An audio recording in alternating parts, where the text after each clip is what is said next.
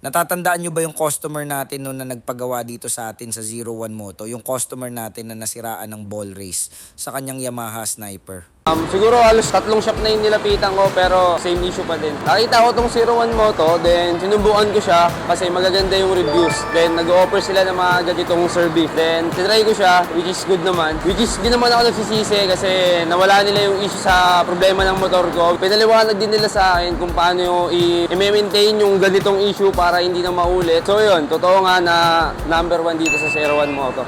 At ngayong araw, andito ulit siya para ipa-full upgrade ang kanyang Yamaha Sniper at tignan natin kung ano-ano ang mga ipapa-install ng ating customer. So nabili niya to second hand, medyo durog-durog. Gusto niya raw unti-untiin.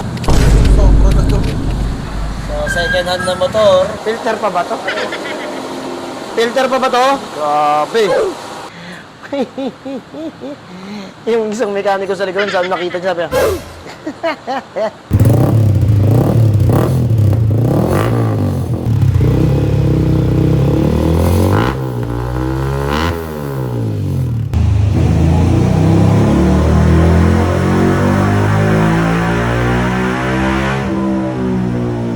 Binila ko siya sa 01 Moto, which is good boss.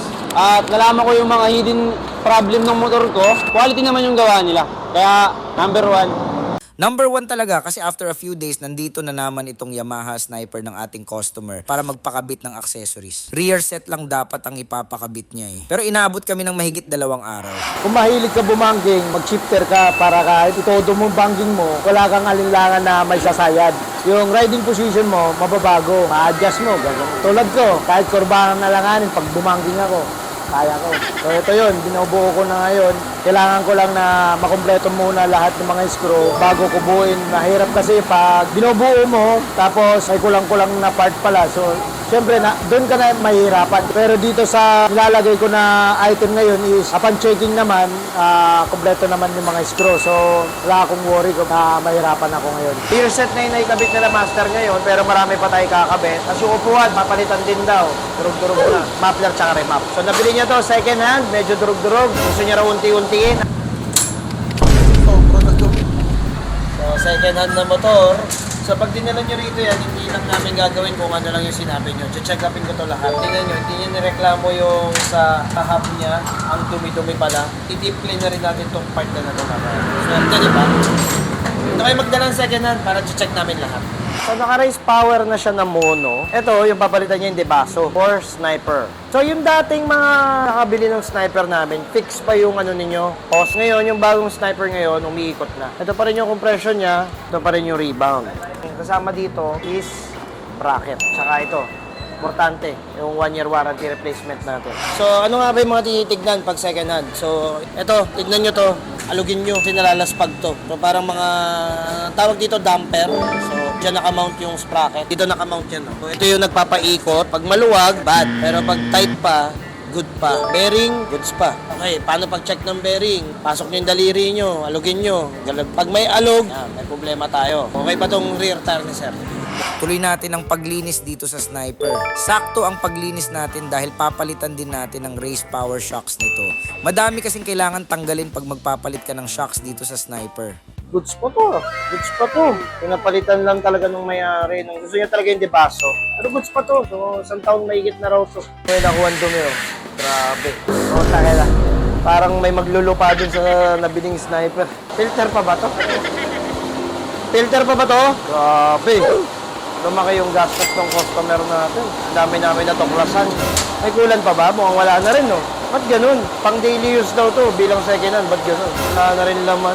Halatang napabayaan ito or hindi talaga na-check ng maigi ng ating customer nung pagkabili niya nitong Sniper.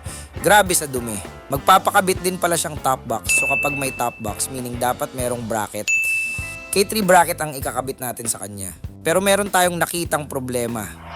Chin. Yung isang mekaniko sa likuran, saan nakita niya? Sabi niya, ang kalaban ng mekaniko. So, yan ang mga tinatago ng mga second hand. So, buti na lang pinatignan niya, at least nalaman niya. Mukhang kumapit na eh. Yung feeling mo tapos ng lahat, biglang shashing, ay pahabol. Yun. Isa sa mga problema, pag kayo may top box bracket at hindi matibay yung tornilyo, ito nangyayari guys. Ito, napuputulan ng tornilyo. So ito, kailangan ko si tatay para dun sa welding. So i-welding natin to, then unti-unti na baklasin. Dahil hindi na kaya ng powers ni Master, kailangan na natin ng tulong ni Tatay para ma-welding ang stock na tornilyo. Kakayanin kaya ni Tatay to? Tignan natin kung uubra nga ba ang powers ni Tatay dito. At syempre maingat yan na wini-welding ni Tatay para safe ang ibang parts ng motor ni customer. Sige Tay, focus lang, kaya mo yan.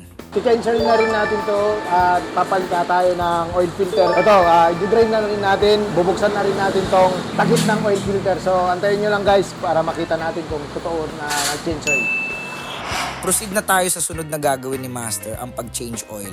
At para mas makasigurado tayo kung totoo man o hindi, ang sinabi ng pinagbilhan niya na na-change oil na to bago pa maibenta. Syempre doon na tayo sa mas sigurado tayo i-change oil na din natin kaysa sumakit ang ulo ni customer sa pwedeng masira sa kanyang makina. 'Di ba? Mapapakamot ka na lang talaga sa ulo kaya doon ka na sa mas sigurado. Ika nga nila mas mura ang langis kaysa sa pyesa. Kaya Master, change oil mo na yan. Patuloyin na lang natin maigi guys bago natin i-wash yung labas ng makina at overall sa loob para bago natin isara, malinis. Wala tayong worry na oops, ganito, madumi na siya. So ito yung guys, yung langis niya. Kita nyo naman na hindi gano'ng kaitim. Kahit paano nababantayan ng may-ari yung langis para sa motor niya.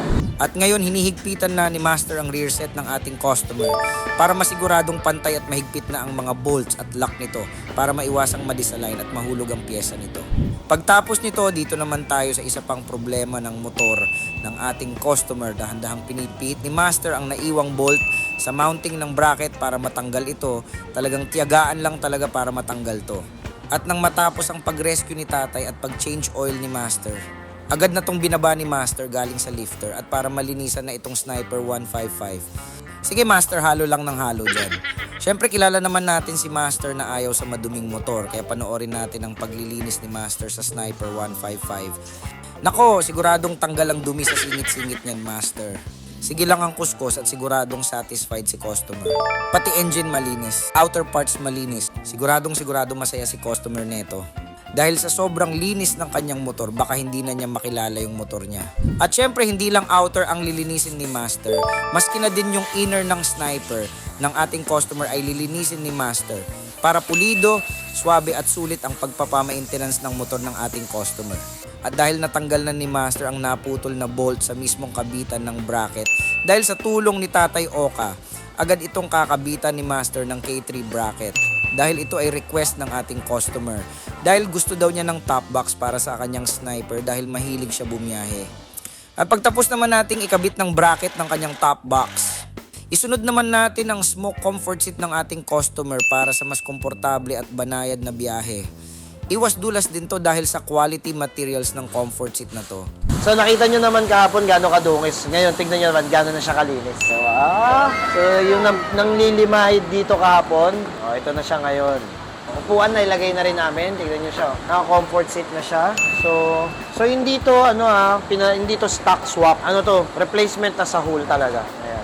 Ang linis. Linis na rin sa loob. Ito na yung K3 bracket. Mamaya papakita ko sa inyo yung alloy box na in-order niyan. Maganda-ganda rin yun from Smoke. Nag-request siya, 1 litrong gatas daw ni boss kasi tignan mo, namumuti. So mamaya, pag pinunasan na yan, mangingitim mo yan. Ganyan dapat. Pag bumili kayo ng second hand na motor, overall check-up nyo. Sa Right Asiwa Nation, ito na yung box na ilalagay natin doon sa Sniper. Tip tayo. So ito yung bago ngayon from Smoke. Ito yung tinatawag nilang Royal Alloy. Ayun! So ito ay from Smoke. Ayan, no? So nagpadala na sila ng box. Ito ang tinatawag nilang Royal Alloy. Kapogi, So hindi to plastic, Alloy to. Papatong. Tingnan natin yung itsura. Ayan. Okay. So ganyan siya sa Sniper niya pag nakakabit. Ang baho. Mababa siya, no? Pero mataas to, no? Ganda. Yung napiling box ni Sir, pogi. Parang maleta, no?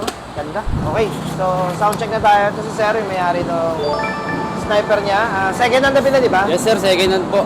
Okay. So sound check tayo. Dalawa lang yung napili niya. GP2 tsaka Shorty. Sige Sir, sound check mo tong Shorty. Ito medyo maingay ito, Sige, ikaw na.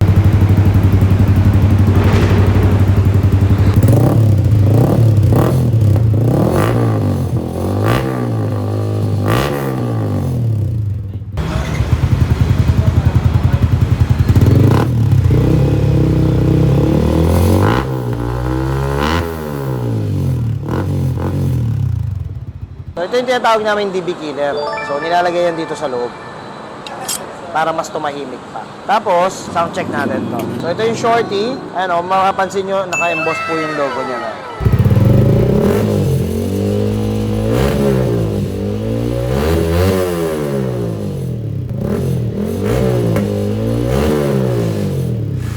Okay, so narinig nyo na. Mukhang okay na sa'yo to, no? Pasado na. Okay na boss. Ang problema, need mag-remap. Remap boss. Okay, so magpaparemap muna tayo bago ipapix to. Tapos patetengahan ko na lang dito. So yun, remap na to. Sukatan naman natin ng bracket ang napiling muffler ni customer.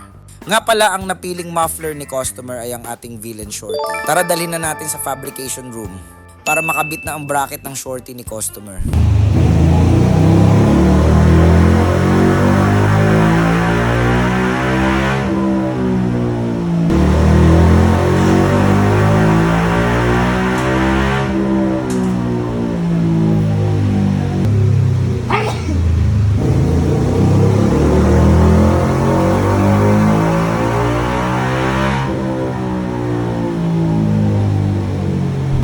Then, ilan ang stock horsepower? Ito sa 15.6 na lang. 15.6 na lang. 17.7. Wala, ang baba ah. Yung lining to. Ubus na lining nito. Oh, isa pang problema. Kaya niya rin namin pinaremap. Kasi nga, bakit 15 horsepower, 17 yung stock. So, yun nga, sabi, lining. 16.7. 16.7. Okay, yun. Problema, lining. Explain nyo na lang dun sa customer. Meron pa siya isa pang problema, hindi pa tapos yung kalbaryo niya. Ubos ang lining. Second hand pa more. So alright, mga Siwa Nation, dito si Sir Russell. Ito yung sniper na binili niya ng second hand. So marami siyang natutunan dito sa motor niya. Ngayon, may mga natira pang issues. Explain ko sa'yo. Ito sir, oh. So kailangan yung ibalik to sa stock dahil putol-putol na at palagay ko ito yung umubos ng lining mo. So palitan mo to ng stock, mura lang ang stock. Also, ito sir, may mga hindi tayo nagawa. Mukhang galing to sa pinagbagsakan nito. Sabi mo, power loss. Opo sir, power loss po Pag talaga. ginawa na natin ang paraan, niremap natin, nakita mo, nag-gain. Opo. Pero in-explain din sa'yo na may problema tayo rito. Papalit ka ng lining. Papalik ka pa rito, magkikita pa tayo ha. Opo boss.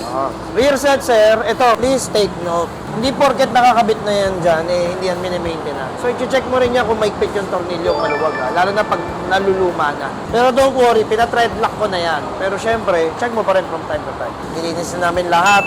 Tinignan namin, pati yung bearing, okay na. Pati dito, kung nakita mo gano'ng kakapal yung nakuha namin, pwede na maging paso. Okay na. So, malinis na lahat. Ngayon, anong benefit ng pagkakaroon ng malinis na chain drive? Tingnan mo to. Diba? Sobrang smooth lang. Nung dinala mo dito yan, nung pinaikot na. Ang hirap igutin boss. Ang hirap igutin, ang lagkit. Tapos Opo. ang ingay. O ngayon, parang bago uli. Okay? Tapos ito na yung pinapalitan mo rin. Yung dati mong shock, buhay pa naman. Race power sniper na, kaso mono. So ano yung mono? Wala siya ng compression, yung hinahanap mo. Opo. Sabi mo, kailangan mo ng compression kasi nagbabox ka tsaka nag-aangkas ka. Opo. So ito yung rebound. Ito yung sa ilalim. Ayan. So pag sumakay kayo, di ba ang nangyayari sa shock mo? Lulubog. Opo boss. Yan, Lumubog lulubog. siya. Ngayon, nasa matigas kang sitwasyon. Ngayon, lalambutan natin yan. Yan. Okay. So, nararamdaman mo, bilis kang bumalik. Oo, diba? boss. Yun yung i-adjust mo sa ilalim. Ito. Oo, okay. Yan. So, nandito yan, sir. Ito. Okay, adjust mo lang yan, papunta sa plus. Pag papuntang plus, ibig sabihin, yung rebound niya, mas mabagal. Okay boss. So, mas smooth yun. Pag nalubak ka, ayan. Tara, lubog mo ngayon, sir. O, diba? Bumagal na yung ahon Oo, niya. boss. Bumagal yung flow ng pag-angat. O, ngayon, pag ginaganito mo, nalalambutan ka, ito naman yung compression. Ito, sir. Adjust mo lang to, plus. Ayan, pinakamasikip. Tigas, di ba? Oo boss. Ayan, matigas.